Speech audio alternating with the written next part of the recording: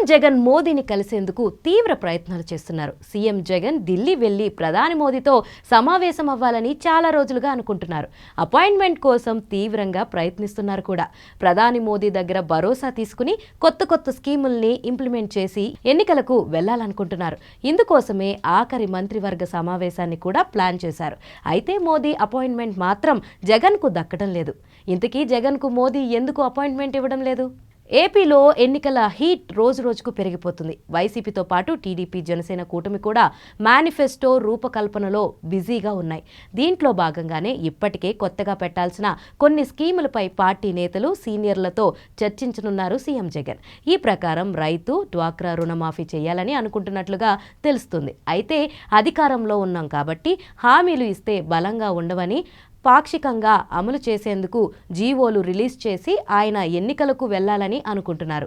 అందుకోసం కొంత ఆర్థికమైన మద్దతు అవసరం. ప్రధాని మోదీని కలిసి ఇదే అంశంపై విజ్ఞప్తి చేయాలని అనుకుంటున్నట్లుగా తెలుస్తుంది. వచ్చే ఆర్థిక సంవత్సరంలో ఏపీకి ఇచ్చే అప్పు పరిమితిలో 20,000 కోట్ల రూపాయలు ఈ ఏడాదే ఇస్తే 2 స్కీముల్ని పరిమితంగా అమలు చేసేందుకు జీవో ఇచ్చి కొంతమందికి రుణమాఫీ చేయాలన్న ఆలోచనలో ఉన్నారనే టాక్ వినిపిస్తుంది.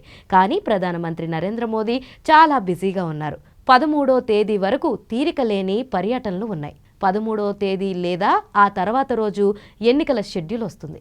అప్పటి వరకు మోదీ దేశవ్యాప్తంగా అన్ని రాష్ట్రాలను చుట్టేయనున్నారు. ఈ క్రమంలో మోదీ అపాయింట్మెంట్ దొరకడం అంత సులువుగా కనిపించడం లేదు. అన్నీ అనుకున్నట్లుగా జరిగితే క్యాబినెట్లో నిర్ణయాలు తీసుకుని జీవోలు ఇచ్చేస్తా, ఇక ఎలక్షన్ కోడ్ వచ్చినా సమస్య ఉండదని అనుకుంటున్నారు. ఎన్నికల సమయంలో ఖాతాల్లో డబ్బులు వేయించవచ్చని అనుకుంటున్నారు. అందుకే చివరి క్యాబినెట్ భేటీని, సిద్ధం సభను పదే వాయిదా వేస్తూ వస్తున్నారు. ఇప్పటికీ ప్రధాని మోదీ అపాయింట్మెంట్ దొరుకుతుందన్న నమ్మకంతో సీఎం జగన్ ఉన్నారని, మరో వారం రోజుల్లో షెడ్యూల్ వచ్చే అవకాశం ఉన్నందున ఈలోపే ప్రధాని కలిసి అనుమతులు తీసుకుని ఆ తర్వాతే సిద్ధం సభను నిర్వహించాలన్న ఆలోచనలో ఉన్నట్లుగా తెలుస్తుంది.